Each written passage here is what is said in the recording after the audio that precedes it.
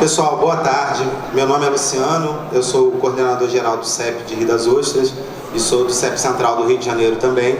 Eu vou fazer uma pequena apresentação de como chegamos até aqui e depois... Aqui avança e retrocede, né? Depois vou passar também os slides do Chico. E a gente queria apresentar o CEP para vocês. O CEP é o Sindicato Estadual de Profissionais da Educação. Estou vendo que tem muitas pessoas que me conhecem aqui da vida do trabalho, né, no município há 10 anos. Mas a gente quer apresentar o CEP porque mudou uma relação. Nós estamos no sindicato há muitos anos aqui, né? E o CEP já fez muitas greves aqui, muita luta, muita batalha. Fizemos uma greve esse ano contra a reforma da Previdência. E houve uma mudança de paradigma no sindicato, né? O nosso sindicato é um sindicato completamente independente dos governos. E às vezes as pessoas têm um pouco de dificuldade de entender isso. O sindicato representa os profissionais da educação. Então o sindicato tem que fazer reuniões com a prefeitura. Isso é bom, isso é democrático, isso é constitucional. E nós, desde que o Marcelino assumiu a gestão, nós já fizemos 7 reuniões com ele. De 2 em 2 meses a gente apresenta a pauta da categoria. Muitos pontos avançam, outros não avançam. A gente tem conflitos, é natural. Isso é fruto da democracia. Mas a gente conseguiu o reajuste do ano passado. A gente estava há muitos anos sem reajuste. Então a gente conseguiu um reajuste que ainda não significou a retomada de toda a perda salarial que a gente teve nos últimos anos, mas conseguimos um reajuste. Todos sabem que há uma pauta histórica do sindicato com relação à eleição para diretor de escola. Para nós é fundamental que tenha eleições diretas para eleição de diretor de escola. Foi aprovado na Câmara Municipal ano passado, né? Encaminhado pelo prefeito da cidade, junto com o secretário Maurício. Esperamos que seja implementado esse ano. E na última negociação, junto com o Maurício, quero agradecer a Cleide também, a gente pensou que formação pedagógica tem que ter todos os lados. Nós sabemos que não existe neutralidade na educação. E o patrono da educação brasileira é Paulo Freire. Então a gente acredita realmente que o método dialético de Paulo Freire é um método fundamental. Isso não é uma opinião só do CEP. O Paulo Freire é o autor mais lido brasileiro em todo o mundo. O Paulo Freire é doutor honoris causa em várias universidades, inclusive universidades americanas. Então, nós somos contra a perseguição de ideias que são fundamentais para a construção do pensamento brasileiro. E nós convidamos o professor Chico Alencar, que é um companheiro de muitas lutas, é um cara que a gente vê quando o CEP faz manifestação, ele está na rua junto com a gente, nas greves, nas mobilizações, e é um professor da UFRJ. Nós pedimos para o Chico, nesse momento tão polarizado do país, que o Chico preparasse uma aula para a nossa categoria. Uma aula sobre educação no Brasil, sobre a contribuição de Paulo Freire. Porque vai ser um espaço democrático que vai fazer com que a nossa sociedade seguir pelas ideias, pela boa vontade de transformação social. E não por falar mal de um autor que você nem leu. Então eu já estou falando demais, eu quero agradecer. É claro que eu vou falar que vocês precisam conhecer o CEP, né? O CEP acabou de ganhar uma causa na rede estadual, uma indenização com relação ao processo de 2002. Muitas pessoas estão se filiando ao CEP agora, uma indenização grande para a categoria. Então a gente faz a luta jurídica também, faz a luta na rua e dialoga com os representantes do Poder Executivo. Então a gente quer convidar vocês a receber esse material hoje. É o nosso jornal do sindicato. Vai estar passando uma pessoa com essa camisa, que é a camisa do evento, dessa parte do evento, distribuindo esse material que foi feito com carinho, são ideias votadas na Assembleia do Sindicato. Então eu peço que vocês leiam esse material. Atrás tem o contato do sindicato. E eu vou terminar lendo um poema do Bertolt Brecht, que para nós é um teatrólogo alemão, também muito importante para nós, que ele faz uma pequena poesia sobre o que é o sindicato. Eu vou ler isso e passar para o nosso companheiro Chico fazer a nossa apresentação. Mas quem é o sindicato? Ele fica sentado em sua casa com o telefone? Seus pensamentos são secretos? Suas decisões são desconhecidas? Quem é o sindicato? Você, eu, nós, vocês, todos nós. Ele veste a nossa roupa, companheiro, e pensa com a tua cabeça. Onde more é a casa dele. E quando você é atacado, o sindicato luta. Mostra-nos o caminho que devemos seguir e nós seguiremos com você. Mas não siga sem nós o caminho correto. Ele é sem nós, não é nada e é errado. Não se afaste de nós. Podemos errar e você tem razão. Portanto, não se afaste de nós. Que o caminho curto é melhor do que o longo. Ninguém nega. Mas quando alguém o conhece e não é capaz de mostrá-lo a nós, de que serve a sua sabedoria? Seja sábio junto conosco. Não se afaste de nós. Bertold Brecht, Felícia Elsep, conheça a sua categoria, lute pelos seus direitos.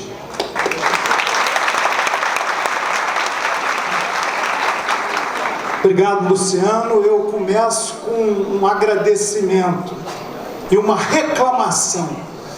O afeto de vocês, o carinho, a generosidade com que fui recebido aqui por todo mundo, autoridades municipais, o pastor aqui da igreja Dignus Est, que fala da dignidade da vida, de tudo que pulsa e sobretudo daquele que, para os que creem, é a imagem e semelhança de Deus, que somos nós, seres humanos. Olha que responsabilidade. E olha que responsabilidade vocês me colocaram, né? Uma expectativa, poxa, eu quero te ouvir, e selfie pra cá, pra lá. Aliás, aprendi que tem um lado mais bonito da gente, que algumas pessoas pensam, ah não, desse lado aqui que eu saio melhor.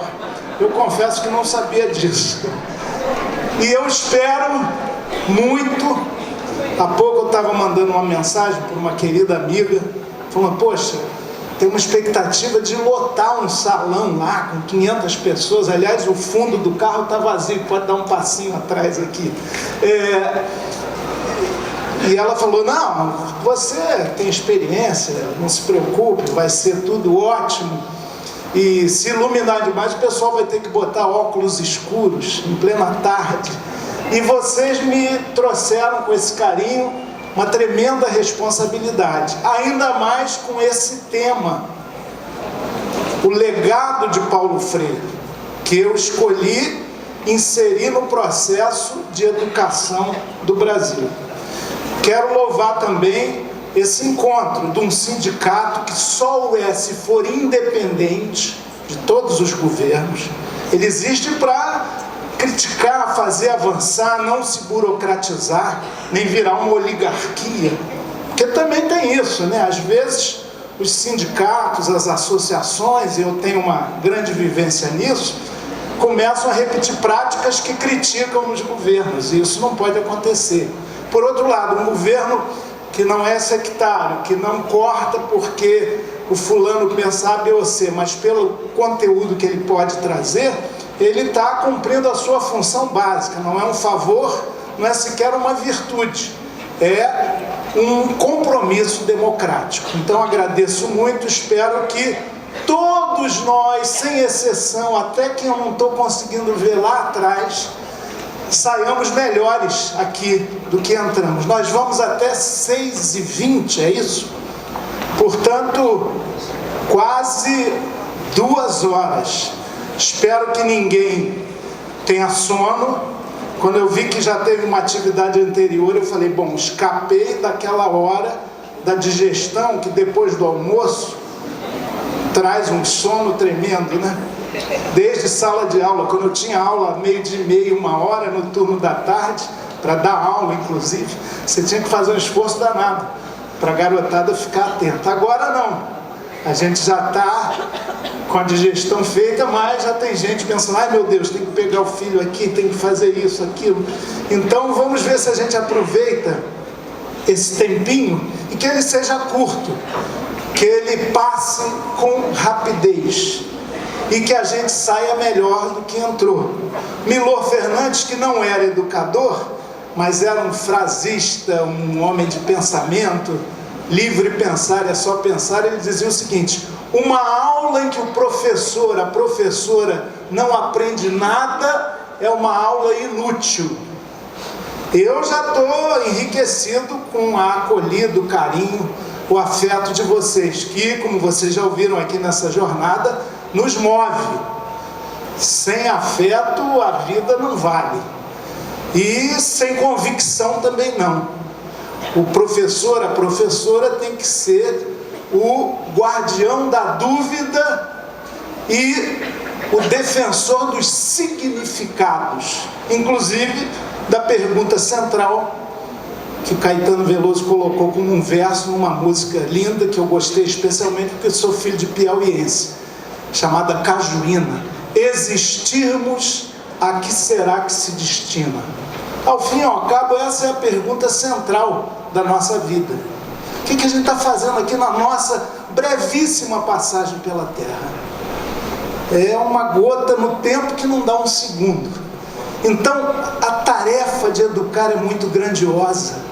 E se vocês forem no dicionário, vão encontrar dois significados, no OAS pelo menos, que eu tive o privilégio de conhecer, o velho Antônio OAS, do Partido Socialista Brasileiro, e um filólogo, um estudioso, tem um dicionário dele muito bom. Ele fala: educação é conduzir, fazer a pessoa, fazer alguém desenvolver todas as potencialidades da sua personalidade. Mas aí ele fala, primeiro na pessoa, em alguém, depois ele diz, um outro significado do educar, é adestrar, fazer o animal ficar obediente e domesticado. Nós estamos falando, e Paulo falou muito disso, da educação para as pessoas, porque a outra, a rigor, não devia nem ser chamada de educação, mas de educastração. A educação liberta, a educação faz com que a gente possa desenvolver todo o nosso potencial. Feita essa longa introdução, vamos caminhar aqui. Eu trouxe esse PowerPoint, que não é igual ao da Lanol, não sou tão capaz assim, mas para eu não me perder aqui. E nem estou recebendo nada por essa palestra, viu, gente?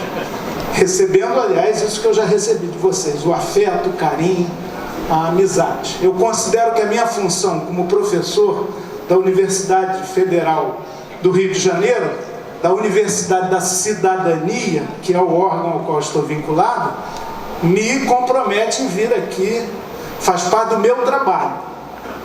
Então, vamos pensar no Brasil na sua formação original. Como vocês sabem, o Brasil começa como uma sociedade muito desigual, o Brasil com esse nome. Um encontro de culturas e povos que foi um encontro conflitado.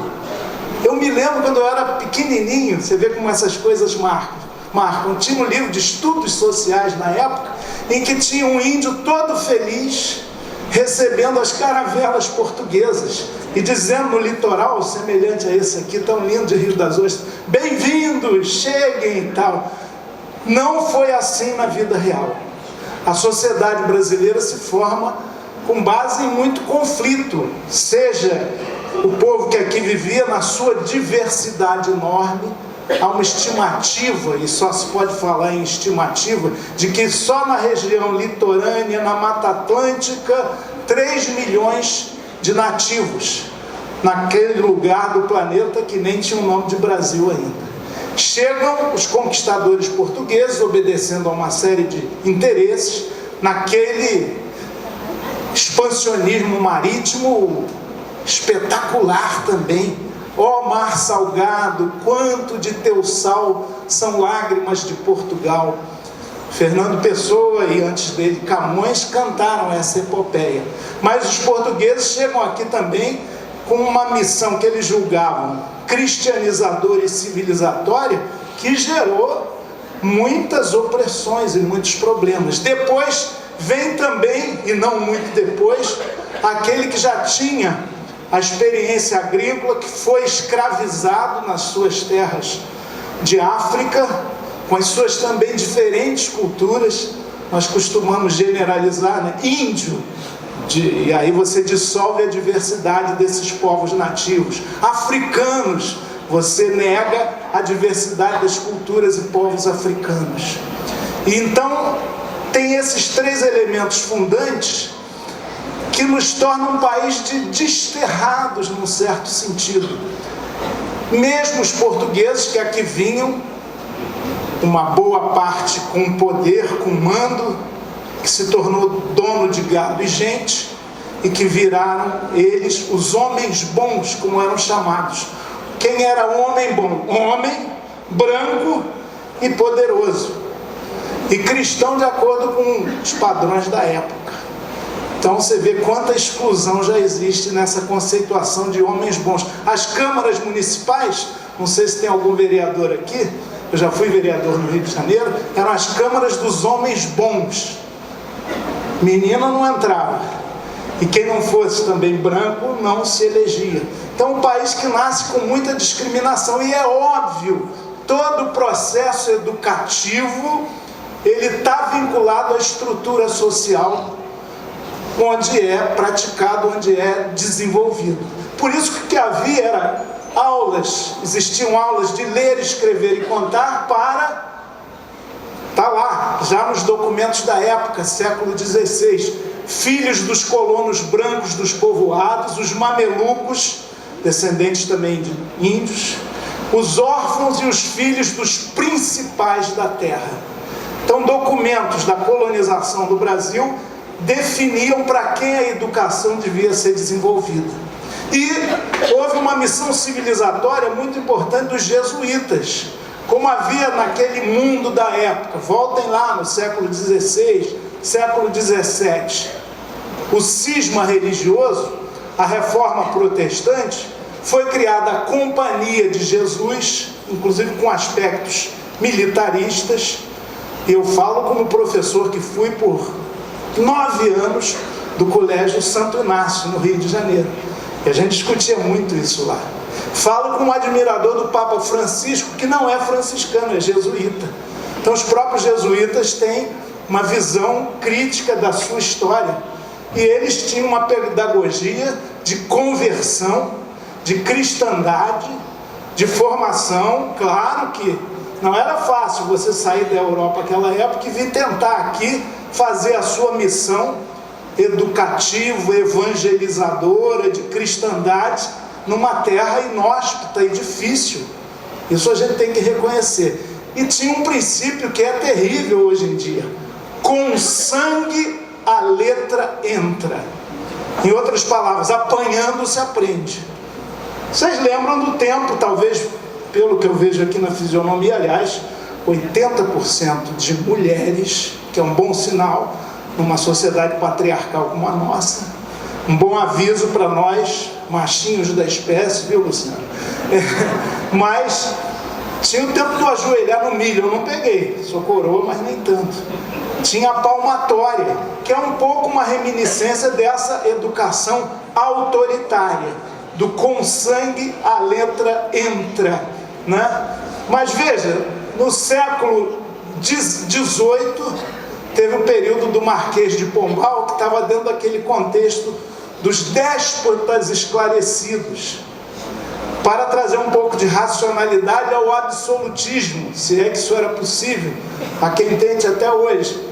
E ele cria as aulas régias, os primeiros embriões de uma educação minimamente pública, o subsídio literário, os primeiros elementos do financiamento da educação, que é fundamental. O melhor ensino, com todo respeito àqueles que trabalham em escolas particulares, a própria iniciativa privada na educação complementar, mas de fundamental, a educação pública, porque ela pode e deve ser laica, plural e democrática.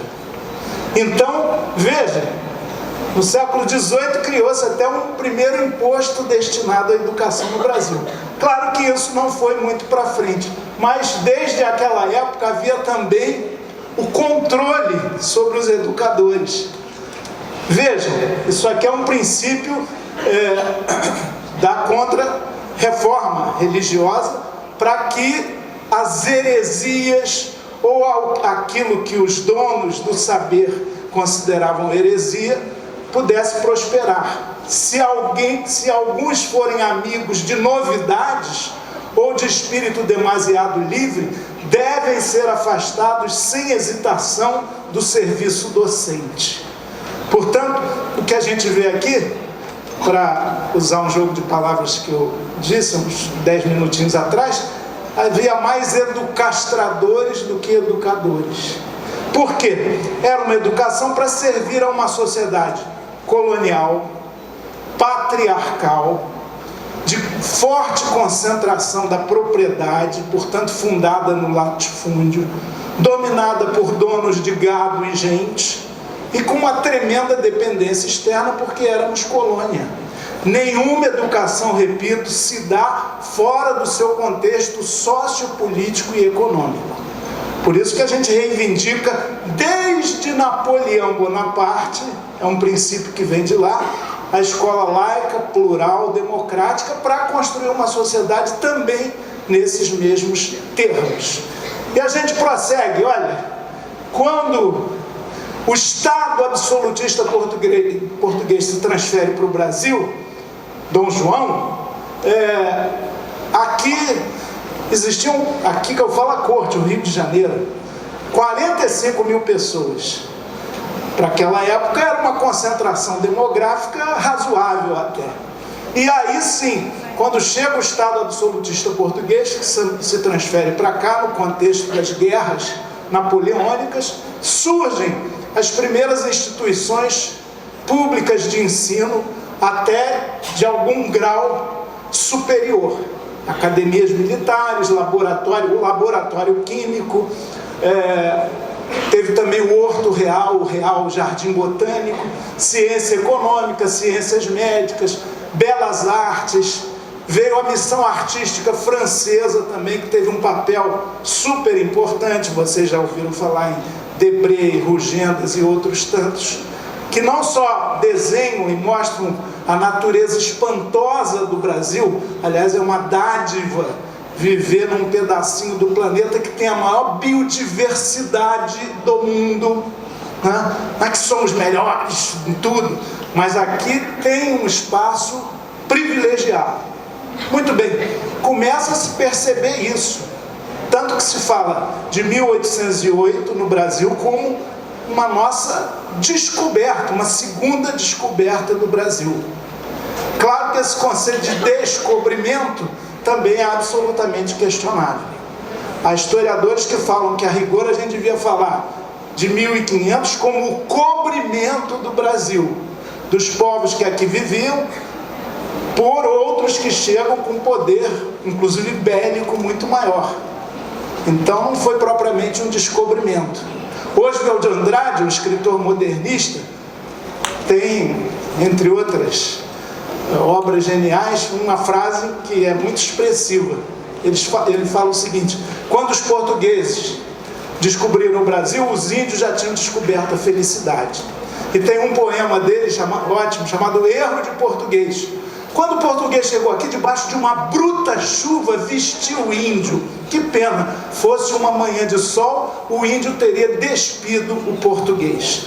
Então, dentro dessa literatura rica, ele está mostrando que nessa relação há imposição cultural, há retirada de direitos e imposição de valores. Isso é da história humana. De qualquer maneira, o Brasil foi se construindo aos poucos e vira uma nação independente, embora mantendo escravidão, mantendo o latifúndio, mantendo a dependência externa. Pode passar. Alguém falou que adotou um dos meus livros aí, nessa recepção carinhosa, e eu lembrei de um versinho de um capítulo de um livro que eu fiz com o Cláudio, o Marcos Vinícius Ribeiro, chamado Brasil Vivo. E o Fernando Brant, que Deus o tenha, compositor, parceiro do Milton Nascimento, meu camarada e compadre, e o Fernando fez uma letrinha ótima para o capítulo sobre a independência do Brasil. Lá pelas tantas ele diz o seguinte: quem proclama a independência e não abole a escravidão, vai ver, não é livre nada, apenas mudou de patrão. Então houve na verdade, uma nova dependência. E o processo educativo, que é o que nos interessa aqui, nesse foco. Em primeiro lugar, olhar o que era o Brasil de 1822. Que às vezes a gente faz um voo histórico e começa a olhar um processo de 200 anos atrás, aliás, em 1922, do segundo centenário da independência do Brasil. Eu lembro do Sesc Centenário. E teve um filme com Tarcísio Meira, um gato. Glória Menezes, que mulher exuberante, e Independência ou Morte, com as falhas do cinema. Teve uma hora lá que ele tem a aclamação do imperador Dom Pedro, aí bate um ventinho, levanta aquela bandeira e tem um ar-condicionado. Um pouco forte isso, né? Há quem tenha visto também um avião passando em certo momento lá. Mas a gente não tem que olhar aquela época simplesmente com o olhar de hoje, embora seja possível tal grau de abstração, pelo menos total. De qualquer maneira, é bom lembrar, ó, 1822, vocês conseguem imaginar isso? O Brasil, 5 milhões de habitantes, 1/5 escravizado, né? E os índios estimados ali sempre, você vê que o processo de dizimação foi grande, em 800 mil, né? Ora, a Constituição Brasileira de 1824 fala da importância da educação. Haverá escolas em cada termo, ginásios em cada comarca, universidades nos mais apropriados locais. Belo princípio, prática insuficiente. Aliás, a história brasileira é sempre a do abismo entre o proclamado e o praticado, até às vezes na nossa vida pessoal, como governante, como parlamentar, como dirigente sindical, e o abismo também entre o legislado e o efetivado. A lei muitas vezes é letra morta, e a lei mata, o espírito é que vivifica, a vontade, o querer realizar.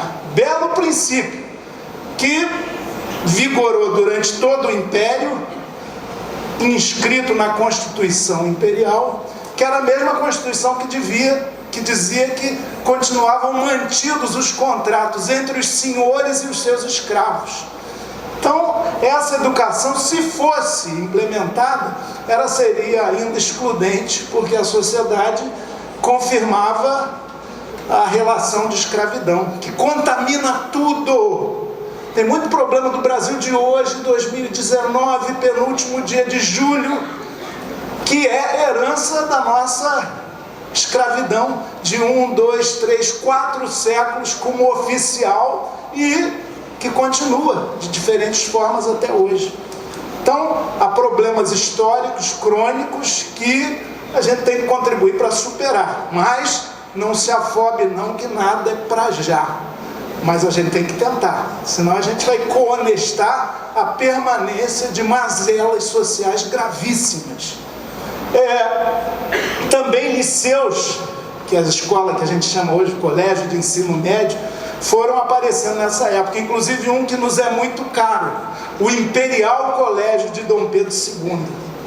O Pedro II era tão prestigiado que, com a proclamação da República, não sei se vocês sabem desse detalhe, os republicanos, já que não foi um movimento de massas, a República não foi uma revolução popular, foi muito um golpe militar, inclusive, e eu sou republicano, não sou monarquista, mas a gente tem que reconhecer isso. Mais uma vez, foi um processo excludente e de grupos minoritários dentro da sociedade brasileira, amorfa, marcada pela estrutura psíquica de vassalagem que acaba sendo inculcada na maioria da população por causa das relações escravistas. Muito bem, resolveram simbolicamente tirar o nome do Pedro II para virar Colégio Nacional. Assim como o Paço Imperial virou Praça 15 de Novembro, não colou. Alguém conhece o Pedro II como Colégio Nacional? Continua Pedro II até hoje. Porque era um instituto, e aí você vê também, é um detalhe, a educação, quando ela é boa, profunda, ela cria uma raiz muito fecunda e difícil de ser retirada. Vamos seguir. Portanto, olha, isso que eu já falei, numa sociedade escravocrata, não há educação democrática, não há educação de massa, né? A ideia napoleônica do ensino universal, gratuito e de qualidade continuou muito insuficiente no Brasil. Quando a gente chega no fim do Império, vamos voltar lá, está chegando, viu? está chegando hoje. Também, ainda assim, final do século XIX, que era o Brasil, populacionalmente, 15 milhões de habitantes, com 15% de alfabetizados. Olha a dominação pela incultura dos escravos, já a essa época em número mais reduzido, por isso que a abolição também foi feita. Eles já não tinham peso na relação econômica do Brasil, pelo menos muito significativo, 99% analfabetos. Vocês sabem que a história da escravidão é a história do projeto de negação da educação para o elemento dito servil. Nos Estados Unidos, às vezes, quem era flagrado lendo algum livro, a Cabana do Pai Tomás, podia ter a sua mão, seu dedo cortado. Se fosse recalcitrante, reincidente, os olhos furados. Por quê? Esse ódio à operação intelectual da leitura, a ânsia de querer conhecer o mundo, porque ele é instrumento de libertação. O Paulo Freire, na verdade, ele resgata isso que é ancestral. A luz do conhecimento sempre liberta, sempre emancipa. Por isso também muitos educadores e educadoras são moldados para serem mais educastradores e limitadores do que promotores e instigadores do conhecimento. Então, olha, o Brasil foi avançando. O primário já tinha 200 mil alunos, obrigatório desde 1870, né? O ginásio 10 mil e o superior, vejam só, a época da proclamação da República, 2.260 pessoas. É provável que os mais idosos aqui, quem tenha mais de 50, 60 anos, eu estou querendo subir essa taxa, né? Diz que o Brasil está vivendo mais, justifica até certas medidas na reforma da Previdência. Então, nós, sexagenários, não estamos mais na terceira idade, não. Estamos no meio da nossa vida. Dá para viver até 120 anos, né? Quem quiser acredita. Mas, então, de qualquer maneira, quem dessa meia idade, melhor idade coisa nenhuma, né?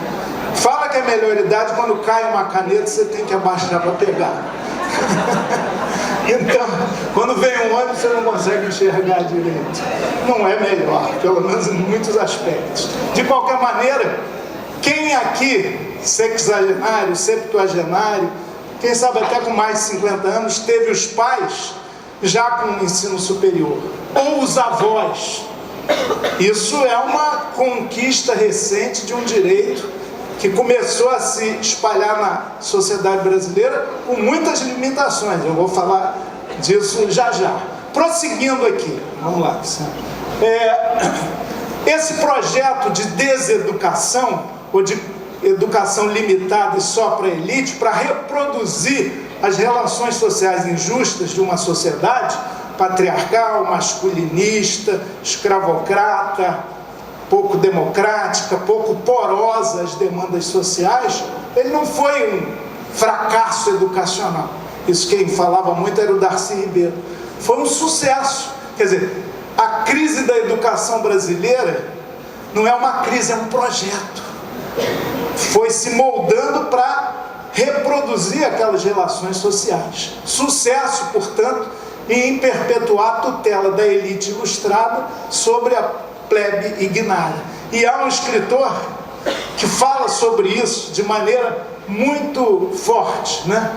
Chegou a República, que eu até fiz questão de dizer, afinal, algum empenho em realizar o princípio napoleônico da educação universal, da educação laica e plural, né? Educação laica, quero dizer, não significa negar a religiosidade, que é um elemento constitutivo do ser humano. Significa respeitar quem não a desenvolve. Todo mundo tem direito de ser ateu, não tem direito de ser canalha, né? E tem muita gente que fala senhor, senhor e não cumpre os preceitos do amor ao próximo e do respeito ao semelhante. Eu me lembro uma mãe de santo numa audiência pública em Brasília, quando eu exerci o mandato de deputado federal, até pouco tempo. ela falou uma coisa que me tocou profundamente, uma negra baiana com uma sabedoria incomum, que muito PhD não tinha. Ela disse o seguinte: a gente não quer um Estado que ore, a gente não quer um poder público que reze, mas a gente quer um Estado e um poder público que garanta a todos o direito de orar e de rezar como quiserem, de acordo com a sua crença. Esse que é o princípio do Estado laico, o único que pode garantir a pluralidade religiosa. Senão você vai ter um Estado que impõe uma religião.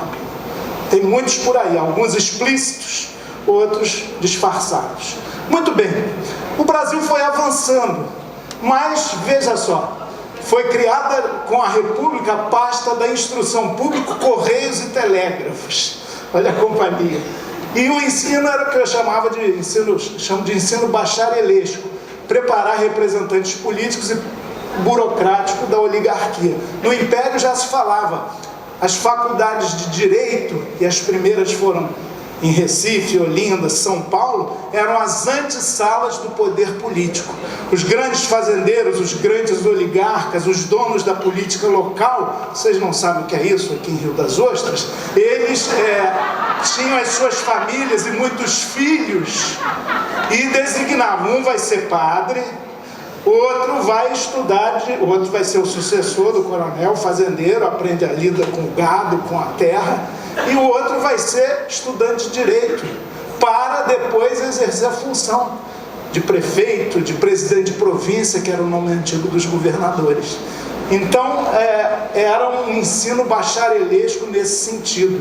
Em 1911, olha que bacana, Rivadavia Correia, que dá nome a uma escola pública lá perto da Central do Brasil, na capital, no Rio de Janeiro, ele propõe, como parlamentar, uma reforma profunda, autonomia administrativa e didática para os estabelecimentos federais. E vejam só, ingresso por concurso nas faculdades, tremenda novidade do início do século passado, mas não acabou com o que se chamava, não sei se ainda usam esse termo, pistolão, né? Para favorecer. Vamos seguir.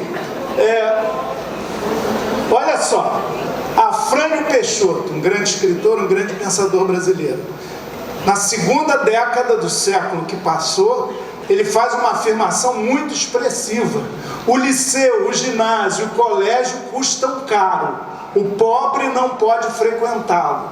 Vai para as fábricas, o Brasil começava a se industrializar, do café vem a fábrica, para a lavoura, para a mão de obra. Os ricos serão bacharéis, médicos, engenheiros, jornalistas, burocratas, políticos, faltou uma vírgula ali, constituirão a elite nacional.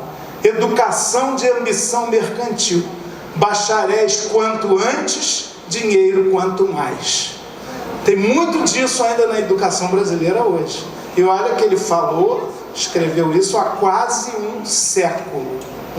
Portanto, que revolução democrática forte a gente precisa para o ensino brasileiro. Como uma jornada pedagógica dessa, com a acolhida inclusive da proposta do CEP, estimula e proporciona. Vamos chegar lá, porque vocês devem falar: ué, cadê o Paulo Freire, né? Mas eu quero inseri-lo dentro do contexto brasileiro. Paulo Freire, como qualquer um de nós, não é só o seu mérito, a sua luz, a sua energia, a sua sapiência, é um produto das condições sociais do seu tempo. Só existiu um Paulo Freire porque o Brasil se democratizou, porque a nossa economia abriu para certos aspectos e houve um processo, uma palavra muito cara ao Paulo, de conscientização, que produziu esse que é o pedagogo talvez mais lido no planeta. Muito bem, em 1930 chegou ele, o Ministério da Educação e Saúde Pública, ainda juntos, né? Houve uma reforma do ensino fundamental e a primeira, veja só, como a gente estava ainda precário, né? 350 ginásios, que a gente chama hoje de ensino médio, 200 faculdades, 2 universidades retardatárias. Vocês sabem a história da minha, me permita dizer assim, o FRJ, né? O rei da Bélgica veio visitar o Brasil, o rei Leopoldo, e era preciso dar um título honoris causa para a majestade. Aí criaram a universidade para facilitar a entrega desse diploma. Juntaram alguns cursos que já existiam e foi criada o que se chamava então a Universidade do Brasil, que fará 100 anos. Ano que vem, na verdade. Aqui tem um equívoco ali, 1920. Nós estamos... Não, 1920, pois é. Bom, talvez o marco mais importante está aqui. Vocês já ouviram falar em Anísio Teixeira, Cecília Meirelles, Raquel de Queiroz, Lourenço Filho, Fernando Azevedo? Esses brasileiros, que não eram mais do que 60, assinaram, redigiram, elaboraram um documento que é o Movimento da Escola Nova. No Brasil que se industrializava, vejam, 2 anos antes houve a chamada Revolução de 30, que também não foi revolução. O Brasil é o país das transições intransitivas. O descobrimento foi cobrimento, a independência foi uma nova dependência, a república foi proclamada por um general monarquista, e a Revolução de 30 teve como um dos seus líderes o presidente da província de Minas Gerais, chamado Antônio Carlos, governador, né, que a gente chama hoje, que diz o seguinte: façamos a revolução antes que o povo a faça. Revolução sem povo não é revolução, não muda profundamente as estruturas. Portanto, nunca houve revolução no Brasil. Nem está ali na esquina não se assustem, senhores do poder. Mas, claro que a gente precisa de uma revolução que não é só um momento épico, mas o cotidiano, o dia a dia, a formação de uma nova consciência. Quem aprende a ler, e no final o Tiago de Melo, poeta, vai nos dizer isso, está fazendo uma revolução dentro de si. O movimento da Escola Nova, então, ele expressa o Brasil urbano industrial, defende o estudo sem medo das ciências, defende a escola laica, defende uma pedagogia que não é só memorização, a tabuada, lembra? A gente tinha que decorar. A conjugação verbal, uma série de coisas que funcionavam muito mais como memorização. O desenvolvimento das potencialidades individuais e as novas tecnologias, na década de 30. Uma educação também para o trabalho, mas também já para a cidadania, para o conhecimento do mundo. Tudo isso foi entrando dentro do menino Paulo Freire, que é um continuador, na verdade, do movimento Escola Nova, né? Cria-se, então, começam a surgir organismos como o Conselho Nacional de Educação, que é recente, de 1934. Vamos lá, Lu. Nos anos 40, era Vargas. Aliás, Getúlio Vargas foi o governante que mais tempo ficou. Há muitos Getúlios num só. O da Revolução de 30, presidente provisório, que foi ficando, o presidente constitucional de 34, o autogolpe, que outro dia uma alta figura da hierarquia política brasileira mencionou de novo. Getúlio, ele de alguma maneira se deu um autogolpe em 37, instituiu o Estado Novo, cancelou as eleições previstas para 38, eleições nacionais, já havia até candidatos a presidente, e prosseguiu ali, né?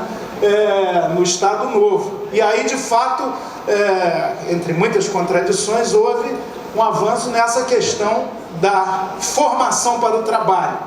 Getúlio teve essa força, essa popularidade, essa permanência, porque também foi o primeiro presidente da República que percebeu a existência da classe trabalhadora como um ente político importante.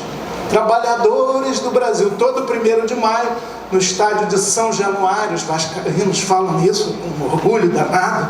Tem que ter algum, né? Porque o time tá ruim. Isso é despeito de flamenguista.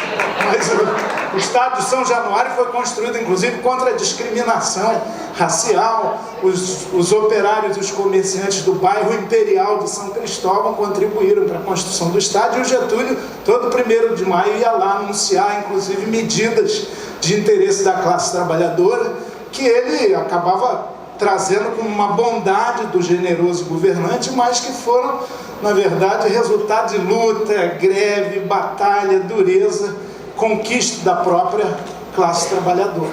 Também, então, do ponto de vista da educação, houve a famosa Reforma Capanema, né? O ginásio de 4 anos, eu já peguei esse sistema, né? O colegial de 3 anos, científico ou clássico. E o Darcy chega também falando com a sua inteligência fulgurante. O Darcy falava muito rápido, não sei se alguém já assistiu uma palestra dele. Hoje em dia tem tudo na internet, né? E ele explicava, não, eu às vezes falo muito depressa que o meu pensamento vai tão rápido que as palavras não dão conta, então eu engulo palavras para facilitar. E ele cunhou essa frase muito importante que eu já tinha mencionado aqui: a crise na educação brasileira não é uma crise, é um projeto, né? Começa a surgir, inclusive, já na década de 60, as leis de diretrizes e bases da educação nacional, ou seja, os planos nacionais de educação. A educação brasileira começa, afinal, há pouquíssimo tempo, do ponto de vista histórico, a se estruturar como um sistema nacional, com alguns princípios interessantes, mas ainda com a marca da elitização e da pouca democracia e do ensino bacharelesco, distante da vida. É nesse contexto que vem a Revolução Freiriana, e vamos chegar nela agora. Está aqui o nosso Paulo, querido, que eu tive o privilégio de conhecer. E o Paulo Freire, ele era um homem entusiasmado pela vida, basicamente. E dizia sempre uma coisa: se o professor, a professora não é um apaixonado, ele tem que desistir do seu ofício.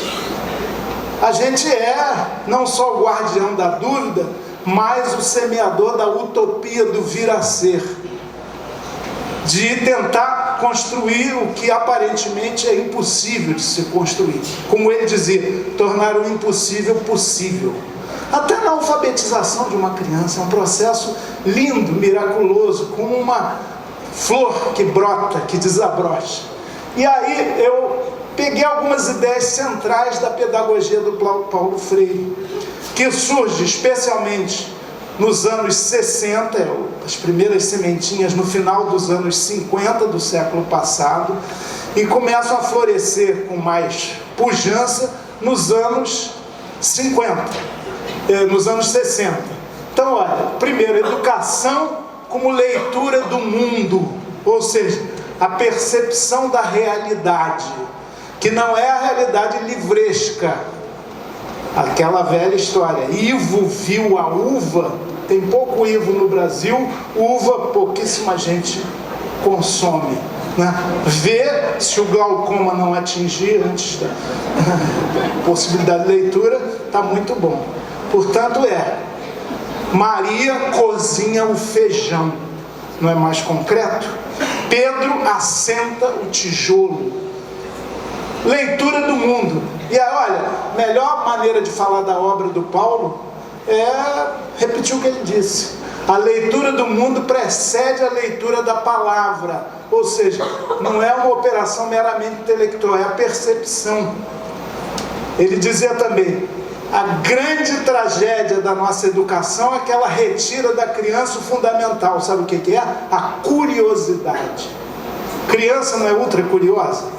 Se tivesse uma aqui engatinhando, ia querer meter a mão na tomadinha ali, ensaio e erro, levar um choque, ia até na beirinha do precipício, cair lá embaixo, mas é a curiosidade para desvendar o mundo.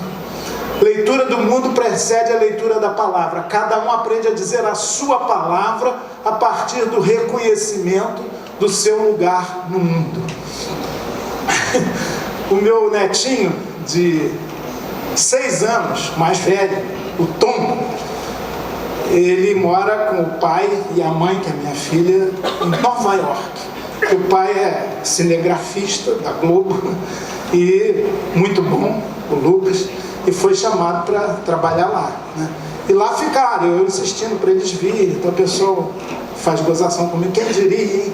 Até minha netinha de 3 anos, irmã dele, nasceu lá. Filha, nasceu no pátria do imperialismo, tá? Um papo, né? Mas aí o Tom foi domingo passado pela primeira vez no Maracanã, com os pais dele. E ele achou muito curioso, eu acho que foi da cabeça dele. Ele falou assim: poxa, avô, chamava o goleiro do Flamengo lá uma hora, baleia, baleia. Não deve ser isso não, porque ele andou dando umas vaciladas, né? E o Botafogo fez 2 gols, não fazia gol há 10 partidas e fez logo em cima do Flamengo, que acabou ganhando. E depois ele ficou muito impressionado com os palavrões da torcida.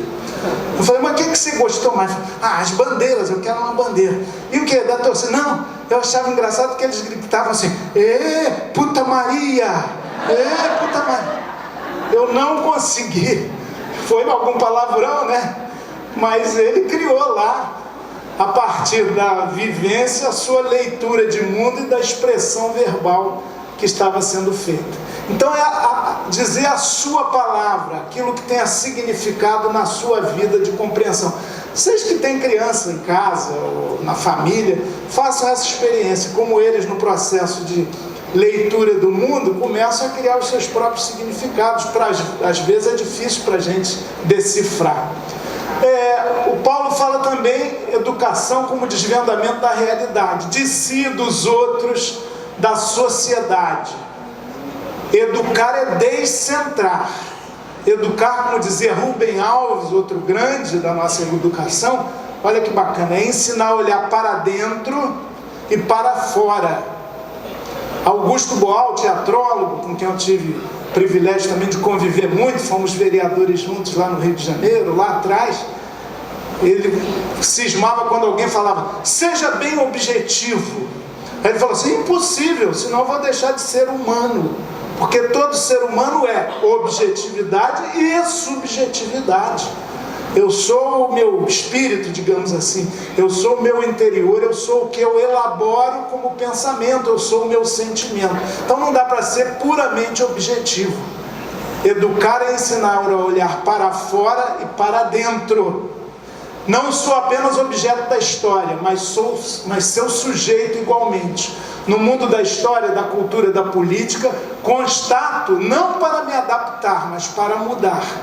Quer dizer, a leitura da realidade não é para aceitá-la como um dado irrevogável, é para contribuir coletivamente para transformá-la.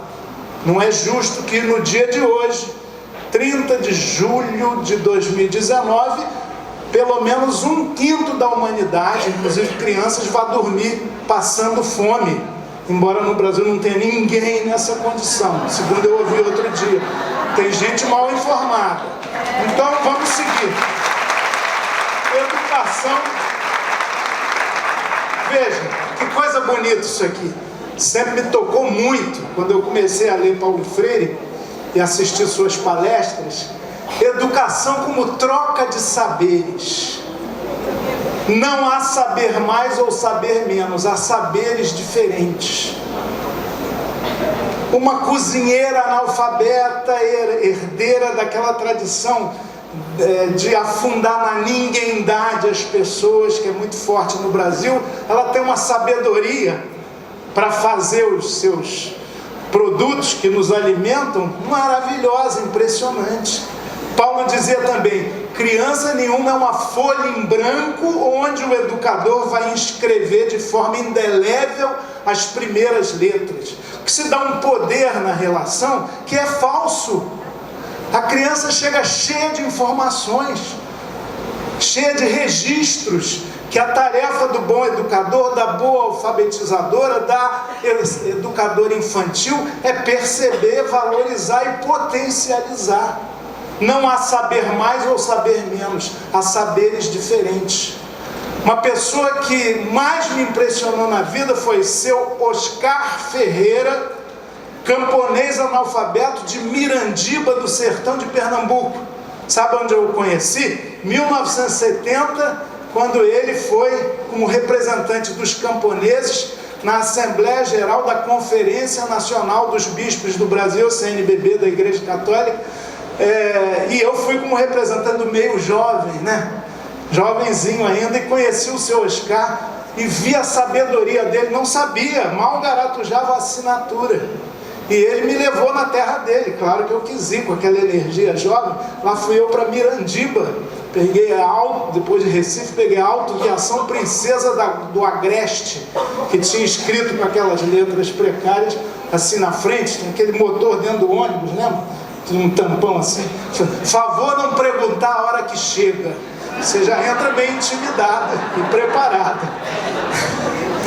Fui lá no seu Oscar e ele falou assim, eu falei, seu Oscar, menino da cidade, classe média, sim, mas ele me acolheu, ó, a sua rede é essa aqui, falou assim, e o banheiro, onde é que é? Ele falou assim, poxa, Chico, você tem aqui o maior banheiro do mundo.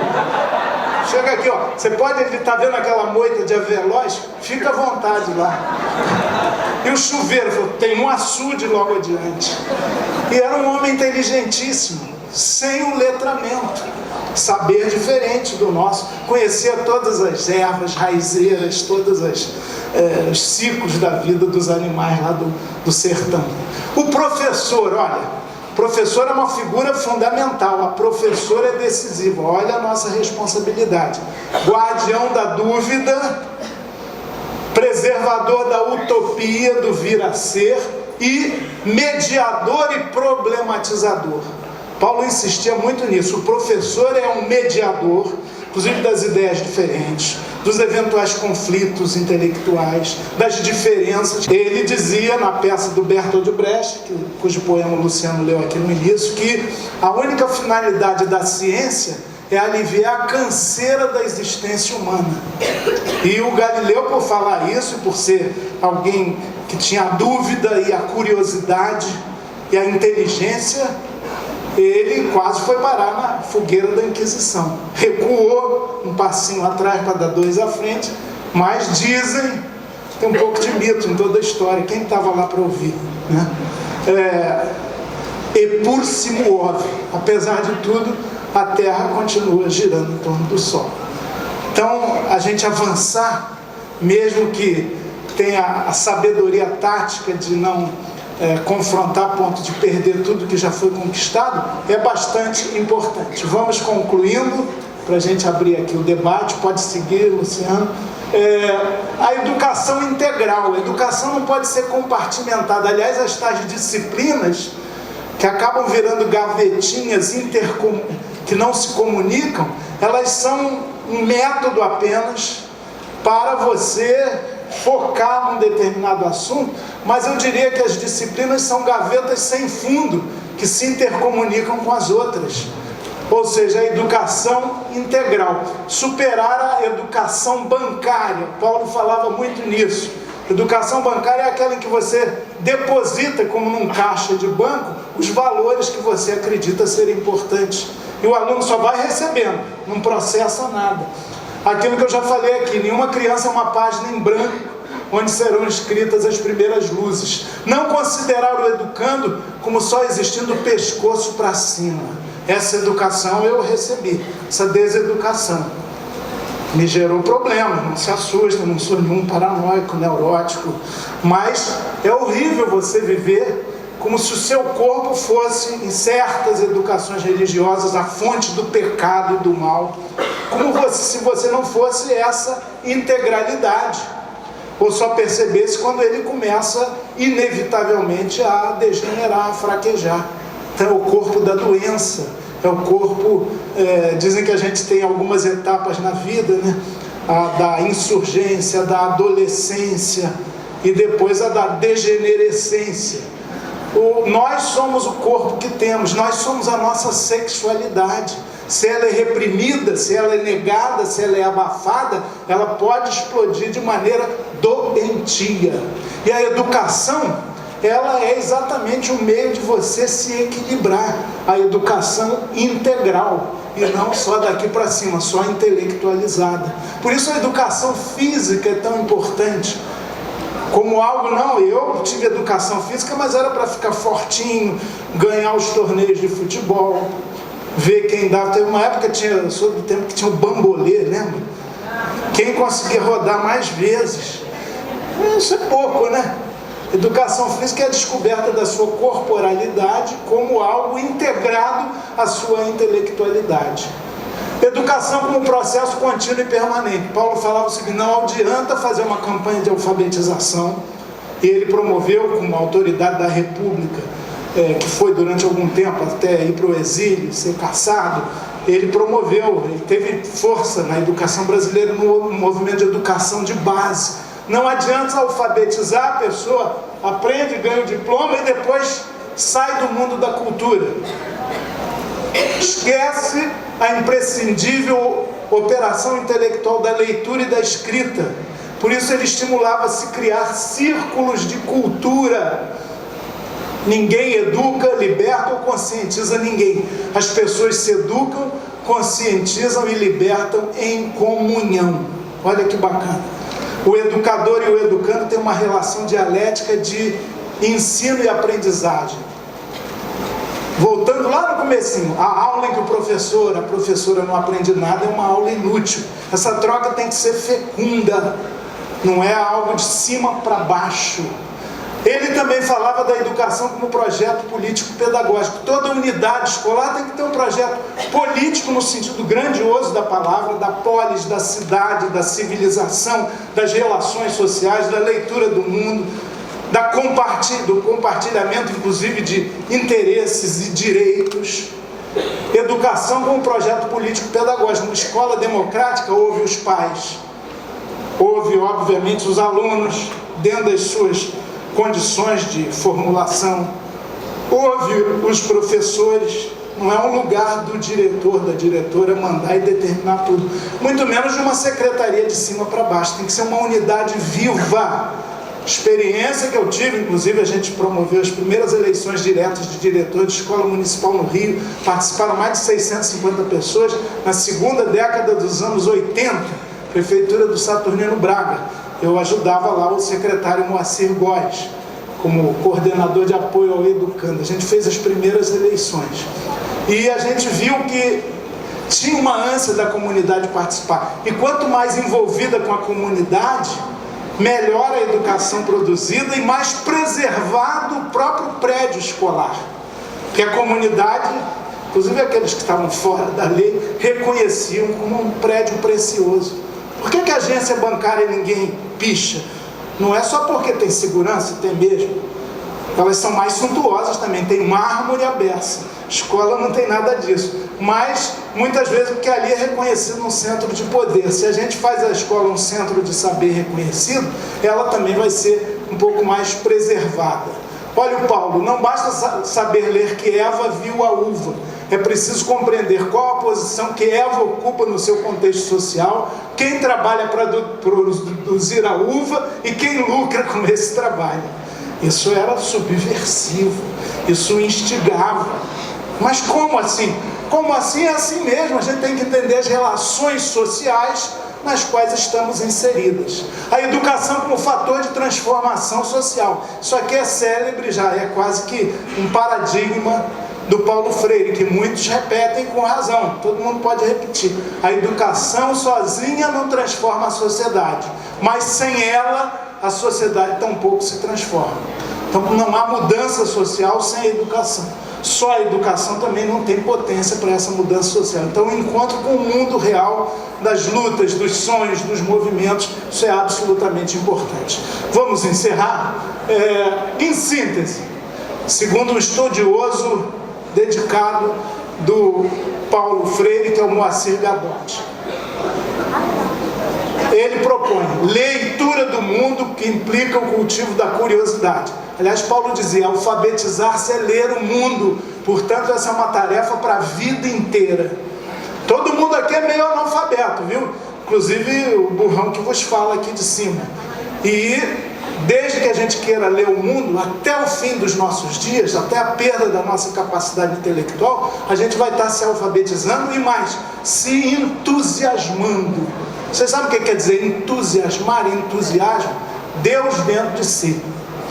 Deus da dignidade, Deus do saber, Deus da ciência, Deus da vida na sua pluralidade, sempre respeitando os que não creem. 2. Compartilhar o mundo lido, o que implica o diálogo, a troca de saberes. 3.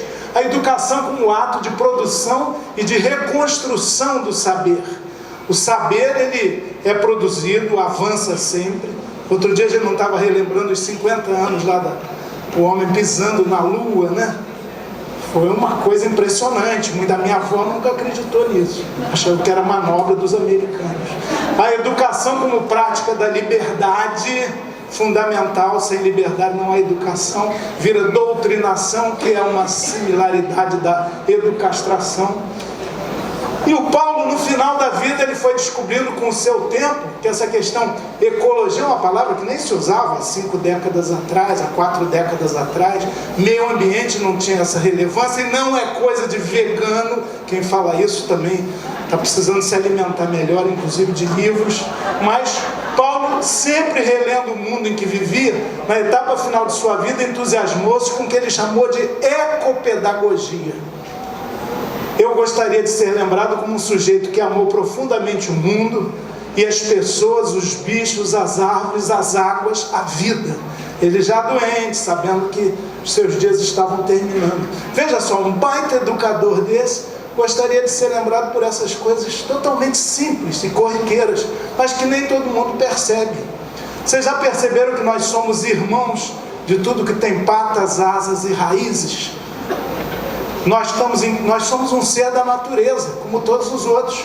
Claro, dotados de inteligência, não para dominar e esgotar o planeta, como está acontecendo, mas para fazer com que ele consiga continuar girando nos espaços siderais de galáxias em expansão de maneira harmoniosa. E há um tremendo risco. Nós podemos destruir o nosso próprio hábitat de vida, se a gente não tiver essa ecopedagogia e essa preocupação ecológica. O lema franciscano é muito bacana e vale para todo mundo. Fazer do necessário suficiente, que não é um princípio da sociedade de consumo e de acumulação. Fazer do necessário suficiente e viver mais simplesmente, para que simplesmente todos possam viver. Esse é um desafio. E eu quero encerrar agora, vamos passar aí? Não encerrei ainda não. Estão aplaudindo para eu parar de falar, pensa que eu não percebi? Eu quero fazer do necessário o suficiente e viver mais simplesmente, para que simplesmente todos possam viver. Numa sociedade em que se criam necessidades artificiais, com a ideologia do consumo contínuo como regra de vida, compro, logo existo, é muito importante a gente vivenciar, não só falar esse princípio. E é difícil, hein? O Brasil de hoje, olha, mudou muito em relação àquelas estatísticas anteriores. Somos quantos? 207 milhões de habitantes? É isso? Bom, está nascendo mais um agora, mas estão morrendo outros também. 56 milhões de estudantes. Já está bom, né? Eu falei numa hora lá no início do Brasil Independente, 2.000 estudantes universitários. Hoje são 8 milhões. Só que 80% nas escolas privadas. E 75% estudando nos horários noturnos das escolas superiores. Quando eu fiz faculdade na UF, a universidade que já nasceu cansada, a gente brincava, UF. Quando eu fiz a UF, a gente era o contrário, 80% nas públicas e 20% nas privadas. Agora inverteu, porque está um processo também de mercantilização da educação.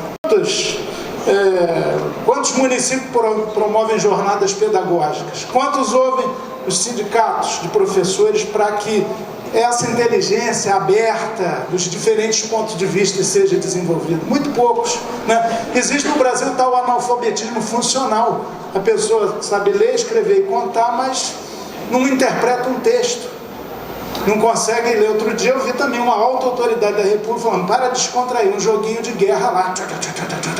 Era melhor ler um conto do Machado de Assis, ou se acha difícil, vai uma poesia do Manuel de Barros. Descontrai também, faz bem. A educação libertadora versus essa ideia da escola sem partido, que agora parece que está caindo lá, que é uma ideia de impedir a pluralidade da educação. Eu tive debates com representantes dessa ideia aí lá na Câmara, e o principal promotor do movimento Escola Sem Partido, que li agora que está em queda, ele é o Miguel Najib, que não tem nada a ver com a educação. E ele fala: nosso projeto foi inspirado no Código de Defesa do Consumidor. Então, uma relação da educação como mercadoria. O aluno recebe um produto que tem que ser de qualidade. Ele é o receptor. E, na verdade, a ideia nossa é a escola como um centro do conhecimento, do debate e do diálogo. Tudo isso é possível, tudo isso está na nossa mão. Eu quero encerrar com um dos textos mais lindos sobre educação e sobre esse processo revolucionário e milagroso de conhecer, que é nosso também, de quem ensina, que foi produzido há muito tempo atrás, em 1964, por um poeta amazonense chamado Tiago de Mello. Olha que lindo. Peço licença para algumas coisas. Primeiramente, para desfraudar este canto de amor publicamente. Sucede que só sei dizer amor quando reparto o ramo azul de estrelas que em meu peito floresce de menino. Peço licença para soletrar no alfabeto do sol pernambucano, Paulo era pernambucano, a palavra tijolo, por exemplo, e poder ver que dentro dela vivem paredes, aconchegos e janelas, e descobrir que todos os fonemas são mágicos sinais que vão se abrindo, constelação de girassóis gerando em círculos de amor que de repente estalam como flor no chão da casa. Às vezes nem a casa, é só o chão, mas sobre o chão quem reina agora é um homem diferente, que acaba de nascer, porque unindo pedaços de palavras aos poucos vai unindo argila e orvalho, tristeza e pão, cambão e beija-flor, e acaba por unir a própria vida no seu peito, partida e repartida, quando afinal descobre num clarão que o mundo é seu também, que o seu trabalho não é a pena que paga por ser homem, mas é o modo de amar e de ajudar o mundo a ser melhor. Peço licença para avisar que, ao gosto de Jesus, este homem renascido é um homem novo. Ele atravessa os campos espalhando a boa nova e chama os companheiros a pelejar no limpo, fronte a fronte, contra o bicho de 400 anos, mas cujo fel espesso não resiste a 40 horas de total ternura. Peço licença para terminar soletrando a canção de rebeldia que existe nos fonemas da alegria, canção de amor geral que eu vi crescer nos olhos do homem que aprendeu a ler. Assim seja.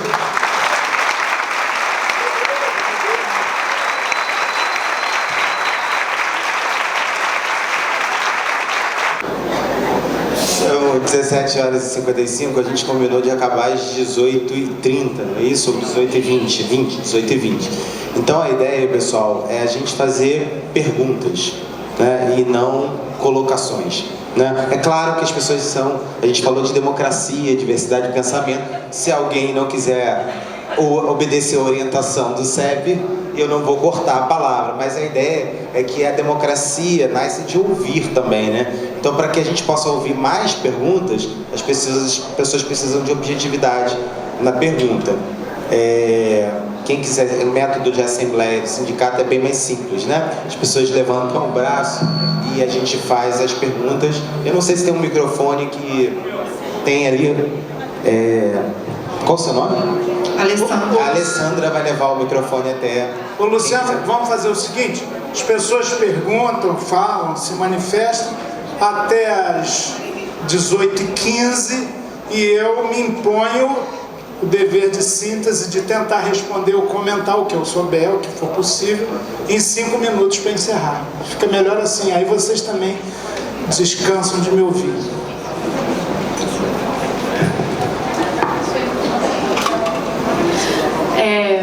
Sou o Ine, sou militante de base do CEP.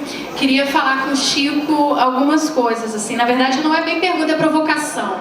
Eu sou profissional da educação do município desde 2011. Entrei no município sem formação pedagógica, não tenho formação pedagógica, sou da educação infantil. E recentemente fiz a opção de mudar de curso e vir para a pedagogia. e ouvir você sobre Paulo Freire. Queria agradecer o CEP, inclusive, por esse espaço, né, por propor esse debate nessa conjuntura tão importante. Queria provocar o Chico. Muita coisa que eu escuto bate no sentido de a teoria de Paulo Freire é linda, mas como é que eu uso em sala de aula? E a primeira professora que eu trabalhei, formada pela FFP, me ensinou muita coisa, e uma das coisas que ela me ensinou foi: não dá para não trabalhar em sala de aula sem usar Paulo Freire. Não dá para não olhar para as crianças com 1, 2, 3 anos sem lidar com elas nessa trajetória de elas vão trazer o que elas querem e o que elas precisam aprender.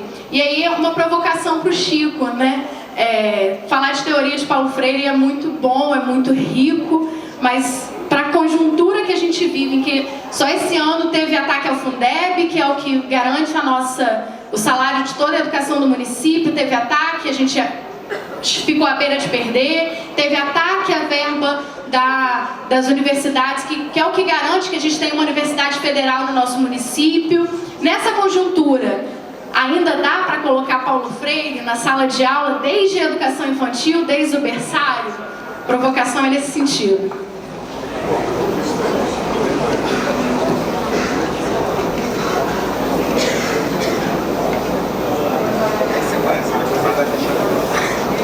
Boa tarde, prazer, Chico, te ouvir. Queria dizer aqui meu nome é Jonathan, né? Sou professor lá do Imero. Queria aqui dar o crédito também, porque, na verdade, a necessidade de discutir o Paulo Freire, ela surgiu numa pequena reunião na escola que eu dou aula, que é o Imero. Os profissionais resolveram se perguntar: e aí, nessa conjuntura tão louca, né, que o Paulo Freire tem sido tão atacado, o que a gente faz? Como é que a gente luta? A gente lê Paulo Freire. A gente volta à essência, né? E justamente o Imero, que foi a escola em que eu me formei, onde eu li Paulo Freire, diga-se de passagem, que hoje está passando por um processo muito difícil, que é de fechamento. Estão fechando uma escola de ensino médio. Mas a gente, nas discussões do CEP, com a prefeitura aqui, a gente tem avançado na discussão de tentar manter, né, o Imero. Acho que é uma luta de todos nós, profissionais de educação de Rio das Ostras. Então, quando eu peguei o Paulo Freire, eu voltei ali o Pedagogia do Oprimido. E lá dizia que muitas vezes o oprimido, ele é o hospedeiro do opressor. Como ele não se percebe como oprimido, primeiro ele tem que perceber que ele tem um opressor interno, porque ele foi educado pela pedagogia criada pelo opressor. E para a gente criar uma pedagogia libertadora, a gente precisa se reconhecer como oprimido e, para além de se reconhecer como oprimido, lutar com os outros que são oprimidos.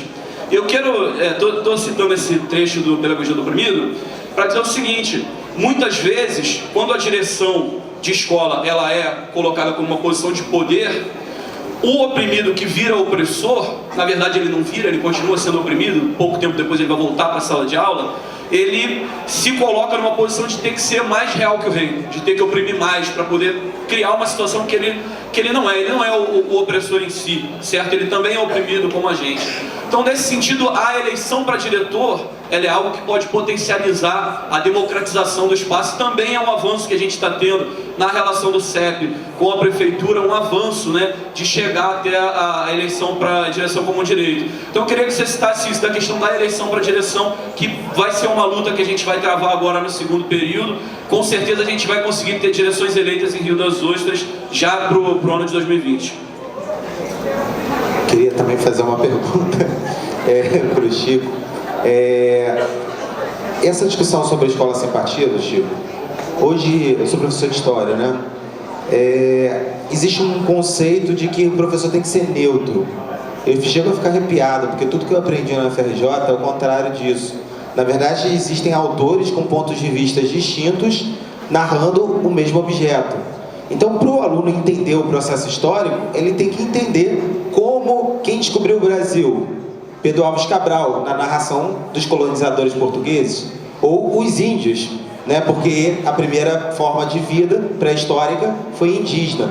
Então, como ensinar a história num momento da sociedade onde se exige uma neutralidade acadêmica, que não existe. É quase a subordinação do conhecimento acadêmico há uma ideia mercantil que você apresentou na sua palestra de neutralidade. E por que isso tem a ver com Paulo Freire? Eu não sei se eu estou errado, essa é a pergunta.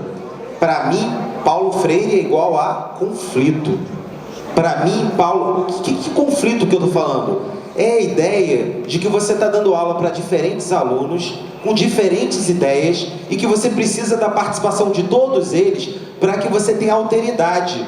Para que você... o professor não é para convencer todos os alunos, mas todos os alunos têm que entender os diversos discursos. Então, até entrando na provocação do Jonathan, como é que se faz Paulo Freire hoje?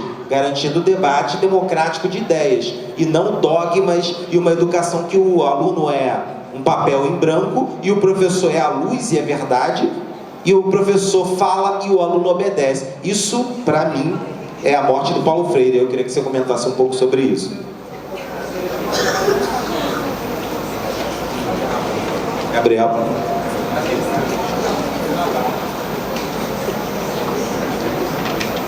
Professor, boa tarde, meu nome é Andréia. O senhor estava perguntando sobre a questão das jornadas, né? Quantos municípios fazem jornada? E me veio uma outra pergunta: quantos municípios hoje têm promovido jornadas pedagógicas que incitem seus profissionais a refletir e a trabalhar a criticidade, né? Que graças a Deus essa nossa jornada realmente veio para mexer com as nossas estruturas e para nos fazer refletir sobre os nossos posicionamentos.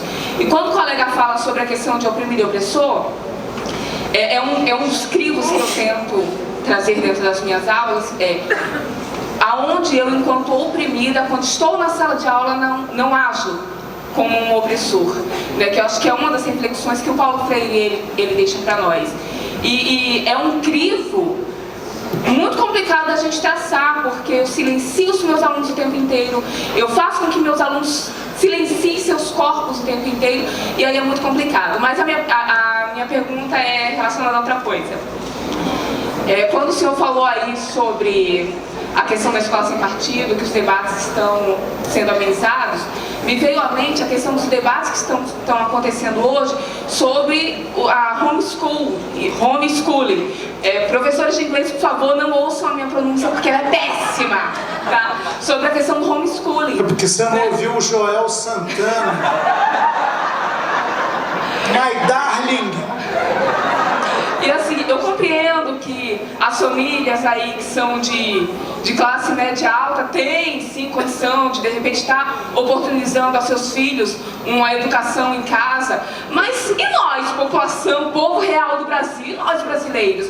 Até que ponto isso realmente pode ser favorável, e até quando isso vai ser mais um dos golpes mercadológicos para que essa educação básica de qualidade não se expanda em todo o nosso território? É isso.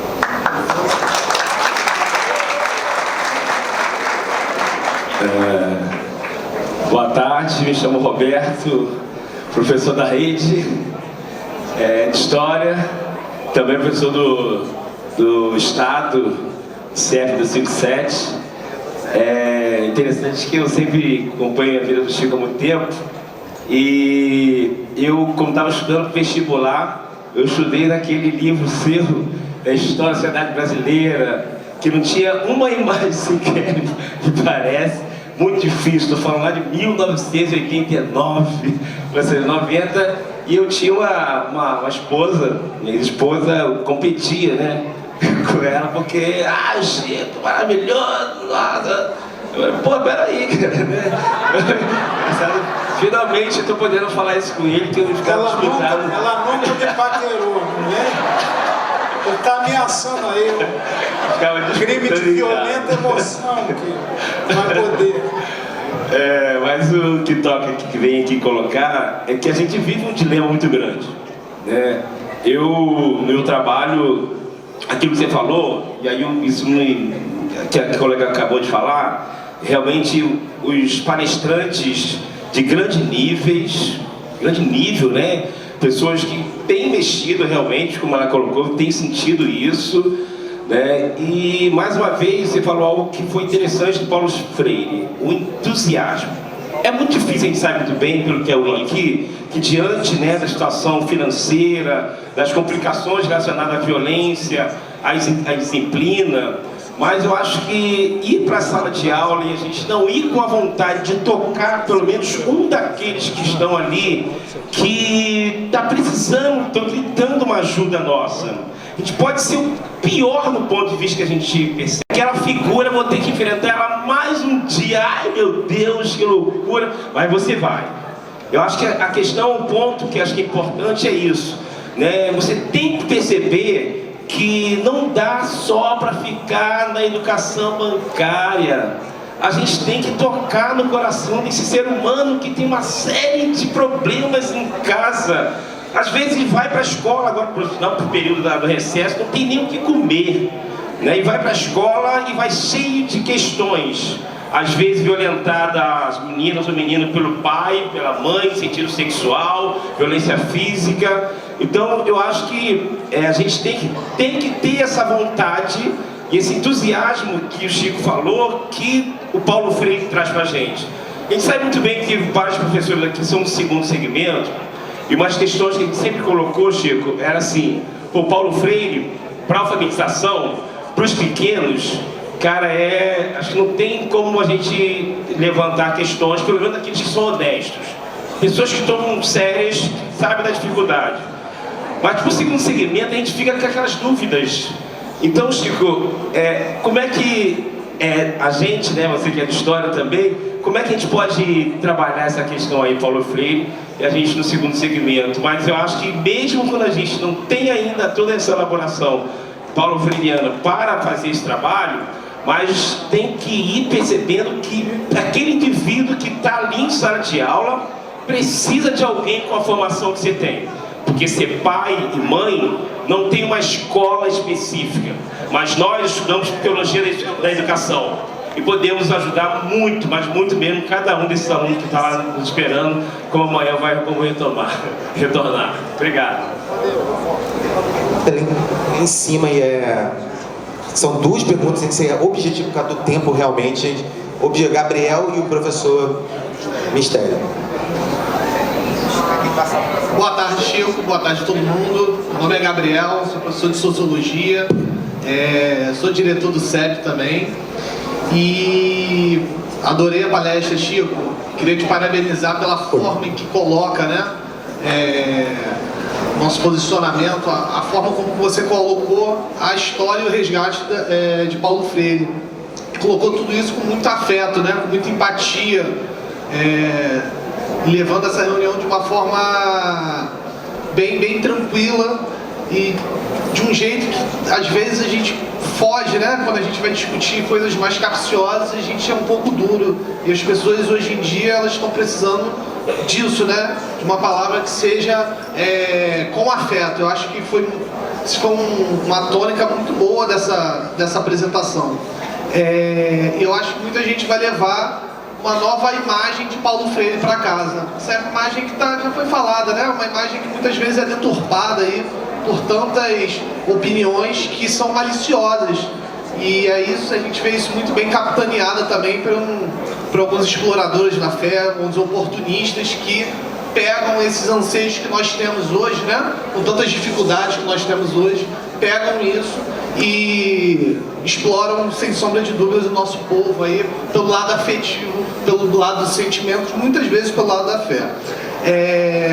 O que eu queria falar, Chico, que eu queria que você colocasse, é essa nossa situação, essa conjuntura que a gente vive, que já foi levantado por tantas outras pessoas aqui. Esse momento de desmonte da educação pública, né? De ataques de direitos.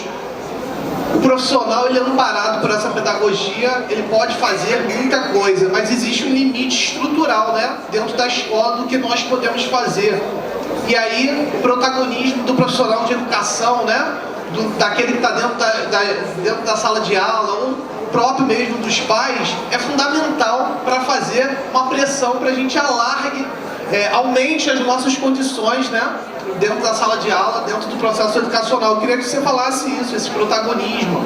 Hoje, finalizando essa reunião em conluio com o CEP, prefeitura, você vindo participar, é a maior demonstração de força, né? de como que a gente, em conjunto, né, em coletivo, a gente consegue desconstruir muitas outras coisas que a gente tem que fazer ainda nessa vida, né, para que a gente tenha aí uma sociedade muito melhor e muito menos desigual. Obrigado, Tati.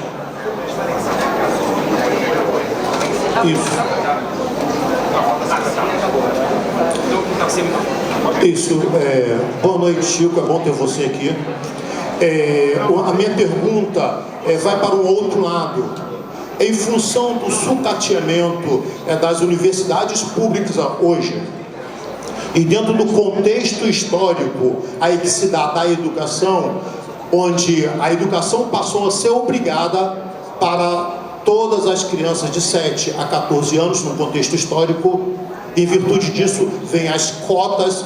Como se dá a discussão hoje das cotas hoje na Câmara, visto que a lei do ventre livre nos trouxe os primeiros menores abandonados, a lei do sexagenário nos trouxe os primeiros mendigos, né, e a Lei Áurea não adiantou. Como é que está a discussão das cotas com o atual sucateamento das universidades?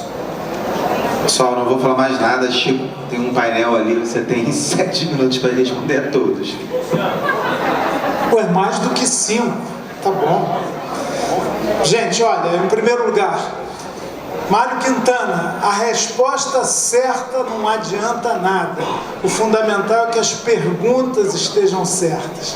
E todos que fizeram aqui intervenção enriqueceram a nossa problematização. Então, sem nenhuma pretensão de responder a nada, eu vou seguir aqui mais ou menos as colocações. A Vini falou da aplicação desses conceitos de Paulo Freire desde pequenininhos. Eu acho que o essencial é isso: não matar a curiosidade das crianças, olhar o menor entre os menorzinhos dos seres humanos como alguém portador de algum saber inato, alguém que está descobrindo o mundo. Isso é uma beleza.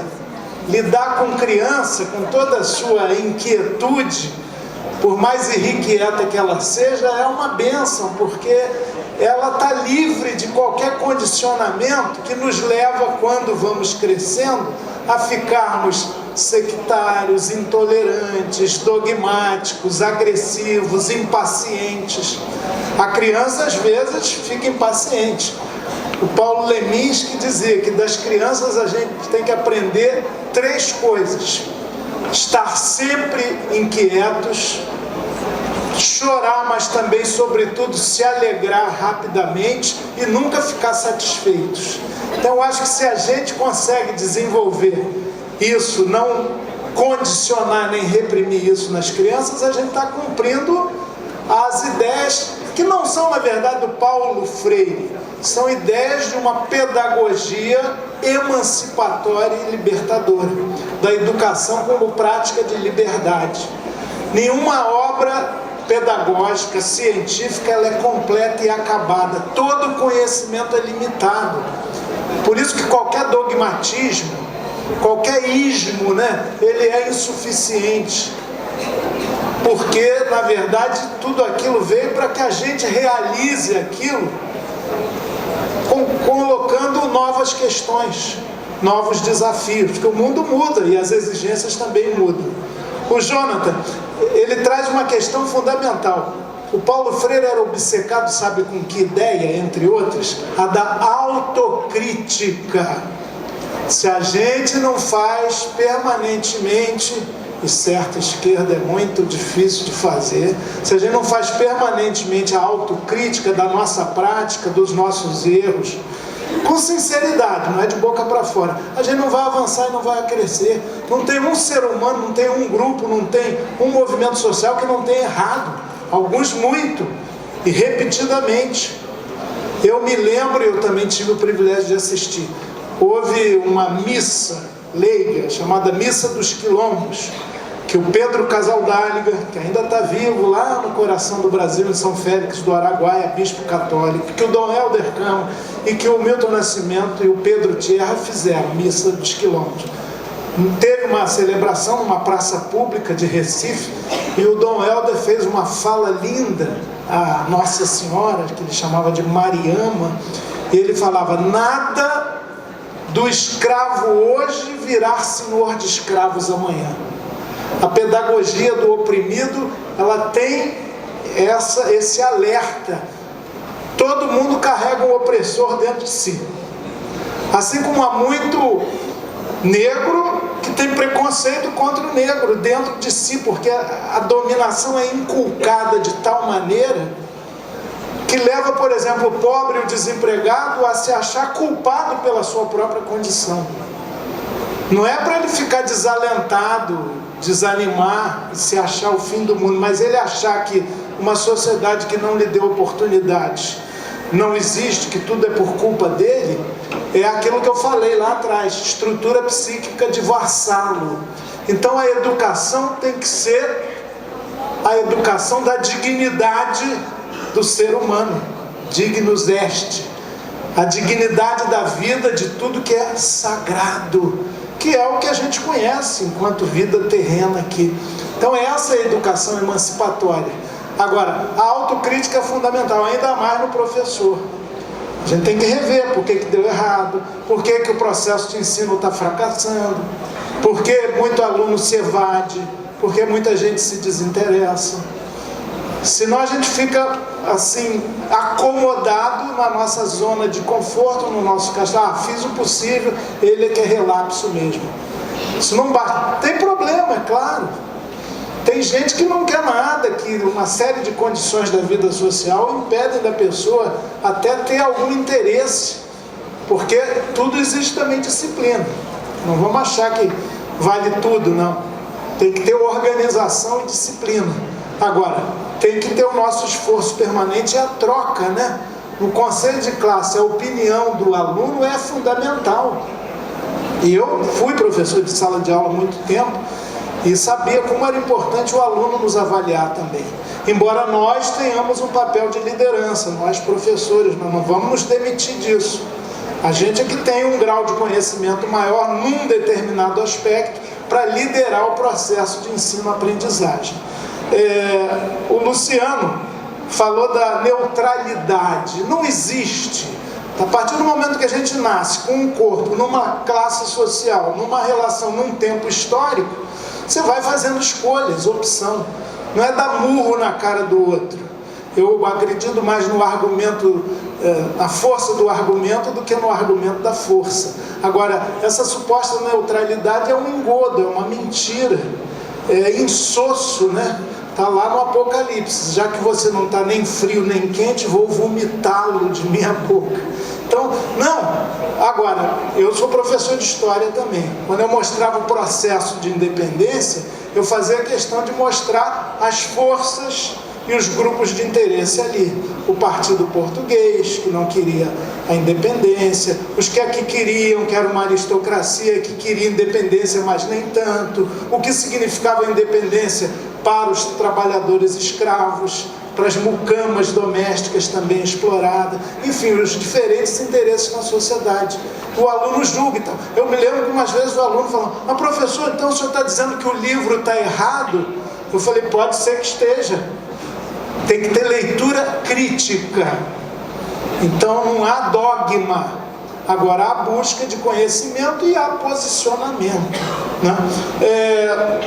Andréia, as jornadas pedagógicas, né? Tem muita jornada pedagógica que é burocrática, que era meramente administrativa, só para reunir a galera e falar: vai começar o semestre letivo amanhã.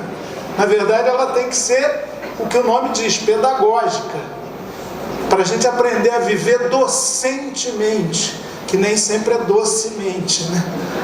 Às vezes tem amargura, tem dificuldades, mas é algo que instiga, que promove troca.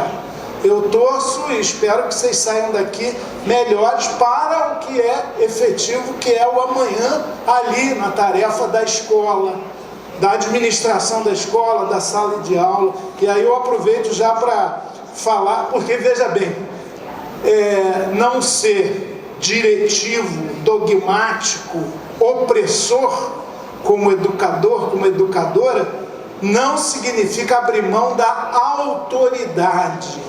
Porque uma coisa é ter a sua autoridade, outra é exercê-la com autoritarismo. A gente tem autoridade. Os alunos têm essa expectativa de que quem entrou ali naquela sala saiba alguma coisa. Nós temos uma liderança emergencial de acordo com a disciplina que a gente ensina. Então, para a gente não confundir a autoridade, da qual não se pode abrir mão, organização, a disciplina, sobretudo coletivamente. Quando eu dei aula há muito tempo no município do Rio de Janeiro, eu organizava uma espécie de constituinte na sala de aula. Por isso que meu livro infantil, que fez mais sucesso, está até hoje. Inclusive, outro dia, minha filha me alertou: você viu que tem o 01, o 02 e o 03? Tenho. E eu não sou nenhum profeta, nem tenho nenhum dom de premonição. Foi escrito lá no tempo da Constituinte do Brasil, no final dos anos 80. Mas ali a gente estabelece exatamente essa ideia de regras são bem cumpridas quando decididas pela coletividade sobre as quais regras vão incidir. Então a gente estabelecia as normas da sala de aula. Em geral funcionava bem, tinha exceções.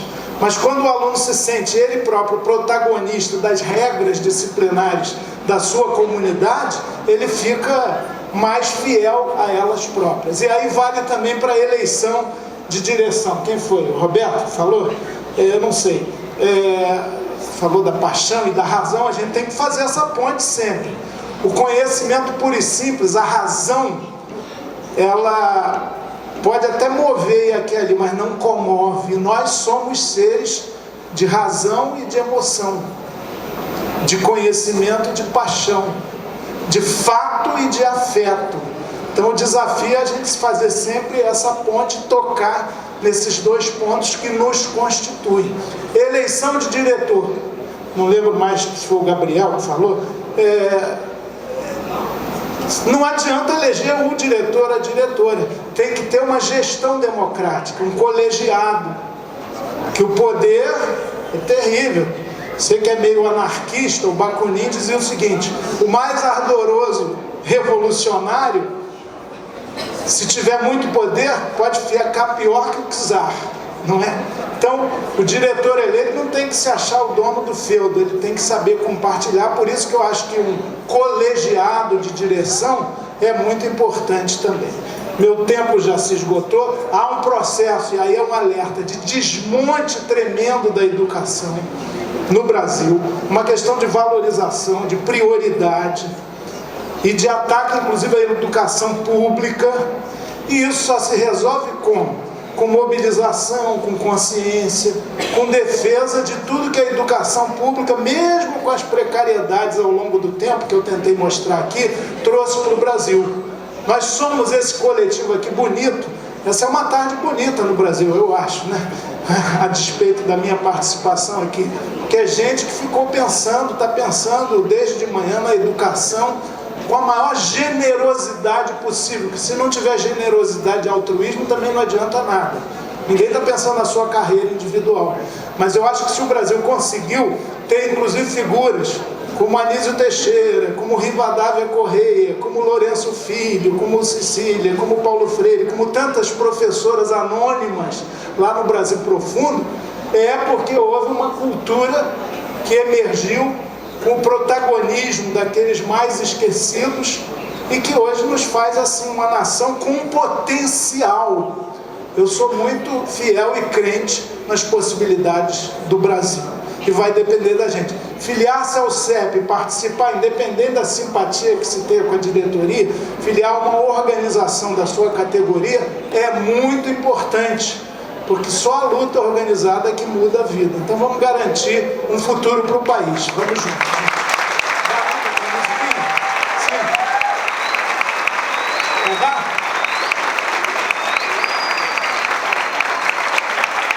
Ó, gente, esse camaradinho que está aqui, eu também tive o privilégio de conhecer. Ele dava maior força à nossa associação de moradores lá na Tijuca. Ele é do Estácio Carioca, filho do Luiz Gonzaga, e aqui tem um canto de esperança que eu queria deixar para vocês, mesmo nessa saída aí. Cadê? Apareceu o Gonzaguinha ali. É linda, é um canto de esperança. Aliás, sem a música a gente não anda também. Conhecem? Veja a música, quem souber canta junto. Obrigado, gente, vamos juntos.